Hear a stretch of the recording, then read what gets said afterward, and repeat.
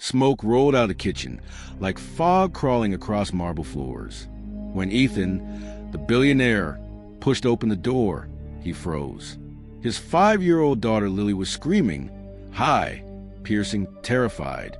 Beside her, the black nanny, Imani, knelt by the oven, her hand trembling over a smoking tray. The smell of burnt toast filled the air. Get away from her. Ethan's voice thundered through the house. Imani turned, eyes wide, palms up. Sir, please. She reached the oven. I was just... Don't talk, he barked, stepping between them. You frightened my daughter. Lily behind his legs, sobbing, Daddy, she hurt me. The billionaire's chest heaved. His eyes flicked to the scorch marks on Imani's forearm. He didn't care how they got there. His world was order, and order had just shattered. You're fired, he said coldly.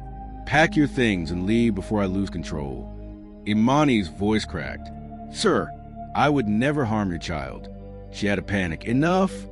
Ethan snapped. Out! For a moment, no one moved. Then Imani stepped back, clutching her burned arm. Her whisper barely carried. Sometimes children scream because they don't know how else to ask for safety. She turned toward the hallway, tears streaking her face. The front door clicked. Silence swallowed the house. Ethan exhaled through gritted teeth. The smell of smoke lingered, sharp and accusing. He looked at his daughter, tiny, shaking, eyes red, and for the first time in years, the powerful man felt completely powerless. If this already made your blood boil, hit like and subscribe right now, because stories like this are still happening and the world needs to hear them. That night, the mansion was silent, too silent. Ethan sat at the dining table, his ties still loosened, the untouched glass of wine reflecting the dim chandelier above. Across the room, Lily lay asleep on the couch, her small chest rising and falling beneath a blanket. But even in sleep, she twitched, murmuring fragments of fear. He rubbed his temples. What just happened? He had built empires, negotiated billion-dollar deals, but one moment of chaos had stripped him bare. His phone buzzed, a message from his assistant, unread. He ignored it. Then he saw the folded paper on the counter. His chest tightened. It was Imani's note. He unfolded it slowly, his fingers stiff. Mr. Cole, I didn't mean to cross a line. Lily was overheated, confused, and about to touch the oven tray. I stopped her in time. She screamed because she was frightened, not hurt. I know I'm not the woman you expected to trust, but for these few weeks, I hope to be someone Lily could feel safe with. Imani.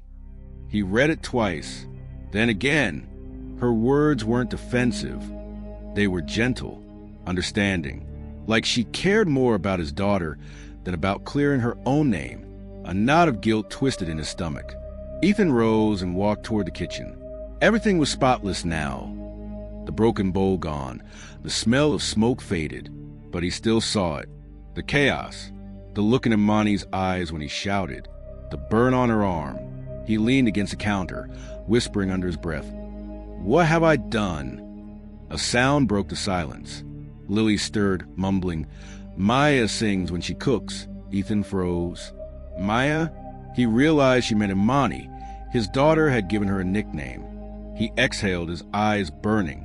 That name carried comfort, not fear. He sat beside his daughter and brushed a strand of hair from her cheek. She didn't flinch this time. He whispered, "I promise, sweetheart, I'll fix this. Somehow." The billionaire who once commanded boardrooms now stared into the dim kitchen, realizing that wealth couldn't buy peace. And maybe the only person who could bring it back was the one he'd just thrown away. Morning crept in through half-closed curtains, painting pale gold lines across the cold marble floor. Ethan hadn't slept. He sat at the edge of the couch, still in last night's shirt, staring at the quiet space where Imani used to stand humming softly while making breakfast. Lily sat at the table, motionless, spoon idle in her cereal. "Sweetheart, you need to eat," Ethan said softly. She didn't look up. "She used to sing," she murmured. "The kitchen feels sad now." Those words hit harder than any insult ever could. He opened his mouth, but nothing came. He stood abruptly, pacing. The note lay in his pocket, creased, overread. His world of polished meetings and perfect outcomes suddenly felt hollow. He pulled out his phone and searched her name, Imani Rhodes. A few results appeared: community shelter volunteer, music therapy assistant. One photo from a children's hospital fundraiser. She was kneeling beside a wheelchair, smiling, her hand on a boy's shoulder. The same soft strength he remembered in her eyes. He stared at that photo until his throat tightened. This wasn't just a nanny. This was someone who understood pain and knew how to heal it. And he had driven her out with anger. Ethan grabbed his keys. "Mrs. Dillard," he called. The older housekeeper appeared instantly. "Sir, do you know where Monty went?" "She didn't say," the woman replied carefully. Only that she hoped Lily would be all right. Her tone carried quiet disappointment, the kind that hurt more than blame. Outside, rain had begun to fall, a soft drizzle that smelled like regret. He sat in his car, engine running, mind spinning. Where would she go? Her note mentioned rent, her sick mother, maybe near the East Side Community Center. He drove without direction, eyes scanning the streets until exhaustion forced him to pull over. The windshield wipers beat a slow rhythm, thump, thump, thump, like the echo of his own guilt. He took out the note one more time and whispered, "You said children scream for safety, maybe fathers do too." He leaned back, eyes closed, rain tapping against glass. For the first time, he didn't feel powerful. He felt human. And somewhere between guilt and realization, the seed of redemption began to grow. If this happened right in front of you, what would you do? Tell me in the comments. I read every one. And if you want justice as much as I do, hit subscribe. 2 days later, the mansion doorbell rang. Ethan opened it himself. No staff, no suit, no mask of control. Just him, standing in the drizzle, holding a small grocery bag and a tired expression, was Imani. "Hi," she said softly. "I came to check on Lily." For a moment, he couldn't speak. The memory of his own voice yelling "Get out" still echoed in his head. He stepped aside silently. "Please come in." The house felt different when she crossed the threshold. Warmer, almost breathing again. Lily's footsteps thundered down the stairs. "Maya!" she cried, sprinting across the hall. Imani crouched just in time to catch her. Lily clung to her neck, sobbing and laughing all at once. Ethan stood frozen, a lump rising in his throat. When Imani finally looked up, her gaze wasn't angry, just steady. "How's her arm?" she asked quietly. "She's been quieter," he admitted, "since you left." Imani nodded. Children grieve in silence before they break in noise. He motioned toward the kitchen. "Please sit. Let me make you tea." She raised an eyebrow, faintly amused. "You? Making tea?" "I'm learning," he said, half smiling. Steam curled between them, carrying the kind of silence that only honesty could fill. He finally spoke, voice low. "I read your note 100 times. You were right about her panic. About me too." "I wasn't trying to be right," she said gently. "I was trying to protect her." Lily appeared again, clutching a drawing, 3 stick figures holding hands. "Daddy, this is you, me, and Maya," she said proudly. Ethan's voice cracked. "It's beautiful." Imani smiled. "She's healing." He nodded slowly. "Because of you." Imani looked away. Because she feels seen. That's all children want. For the first time in his life, Ethan didn't try to lead. He just listened. And that moment, a man once consumed by power humbling himself before the woman he'd wronged, shifted everything. The mansion wasn't cold anymore. The echo of authority had softened into something human. It wasn't dominance. It was understanding. And that was real power. Later that evening, rain tapped softly against the tall windows as the 3 of them sat in the sunroom. No titles, no roles, just people trying to mend what was broken. Lily rested her head on Imani's lap, humming faintly. Ethan sat across from them, elbows on his knees, searching for words he'd never practiced saying. He cleared his throat. "You seem to understand her fear better than anyone." Imani looked down at the little girl's curls. "Because I've lived it," she said quietly. The noise, the panic, the way the world feels too big when you've been ignored too long. Ethan frowned, leaning forward. You mean when you were a kid? She nodded slowly. My mother worked 3 jobs. I was raised in homes that weren't ours. Some people treated me like glass, others like furniture. I learned early that silence was safer than truth. Her voice wavered, but she didn't look away. That's what your daughter does. She hides behind quiet because she's afraid no one will believe her feelings. Ethan's chest tightened. I never meant to make her afraid. Imani met his eyes. Fear doesn't care about intention. It grows in what's unspoken. He looked toward the sleeping child, his voice almost breaking. I don't even know what she likes for breakfast anymore. Imani smiled faintly. Soft toast. No crust. Strawberry jam only on one side. Ethan exhaled, a fragile laugh escaping him. You memorized her. I listened, she said. You can still do that. For the first time, he didn't defend himself.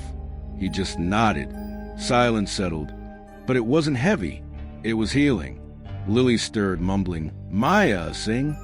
Imani began to hum that same slow tune, the one that had calmed her through every storm. Ethan closed his eyes. Something inside him loosened, like a wound breathing again after years of pressure. When the song ended, Imani looked at him. You can't undo pain, Ethan. You can only replace it with presence.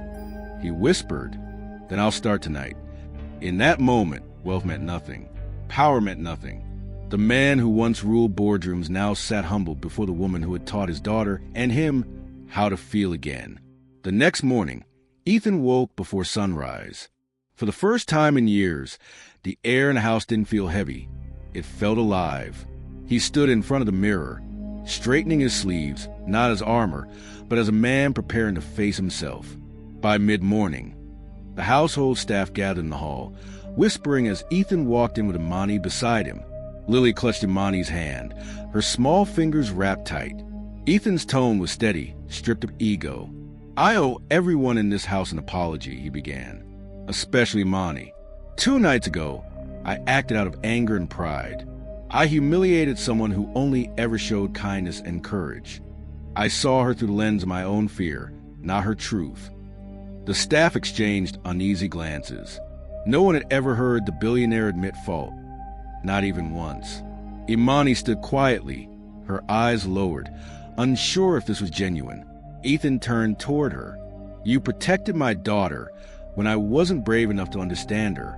You deserve gratitude, not cruelty. He paused, voice thickening. From today, you're not a servant in this house. You're family, and this home will reflect that. Imani looked stunned. Ethan, you don't have to. I do, he interrupted softly. Because justice starts when we rebuild what we break, not when we pretend it never happened. Lily tugged Imani's hand. Does that mean Maya is staying forever? Imani knelt and smiled. Only if you promise to eat your breakfast. Lily grinned. Deal. The staff began to clap. Slow at first, then warm and genuine. Ethan exhaled, the tension he'd carried for years melting away. He turned to Imani again. I'm sorry it took me this long to see you. She studied his face for a long moment, then nodded. Seeing is the easy part. Changing, that's the work. He smiled faintly. Then I guess I've got work to do. Later that afternoon, the 3 of them sat together in the sunroom, light spilling across the polished floors. Lily drew pictures, Ethan read aloud, and Imani laughed, not cautiously but freely. It wasn't perfect. It wasn't meant to be. But redemption doesn't come dressed in perfection. It comes in presence, in humility, in the courage to begin again. And for the first time in his life, Ethan Cole wasn't chasing wealth. He was chasing peace. Morning sunlight spilled to the tall windows, painting soft gold over the kitchen counters. The house that once echoed with anger now hummed with quiet peace. Ethan stood by the stove, carefully cutting the crust off a slice of toast.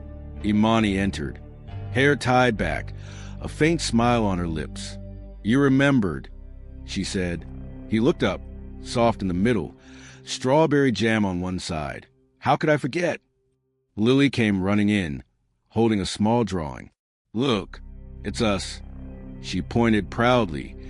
3 figures under a bright yellow sun, holding hands. Ethan took the paper carefully. "That's beautiful, sweetheart." Imani crouched beside her. "And what's this line here?" "That's the song," Lily said shyly. "The one we all know now." They shared a look, silent, warm, and complete. After breakfast, Ethan stepped out to the garden. The air smelled of wet earth and jasmine. He looked back through the open doors, watching Imani and Lily dancing barefoot to a tune humming softly from the kitchen speaker. The sight hit him harder than any boardroom victory ever could. He whispered to himself, "I thought money could buy peace, but it took losing everything to find it." Imani noticed him watching and called out, "You coming, Mr. Cole?" He smiled faintly. "It's just Ethan now." She laughed, shaking her head. "Then move. Ethan, you're missing the best part." He stepped forward, joining them in that small, sunlit patch of happiness that didn't need to be earned. It was simply given. Lily wrapped her arms around both of them. "Can we stay like this forever?" Imani brushed a curl for her face. "As long as we keep choosing kindness, maybe we can." For a long moment, none of them spoke. The world outside still held its noise, its injustice, its cruelty. But inside that home, there was understanding, forgiveness, and something that finally felt like family. If you believe this should never happen again, share this now. And to my USA, UK, and Canadian viewers, your voice is power. Use it.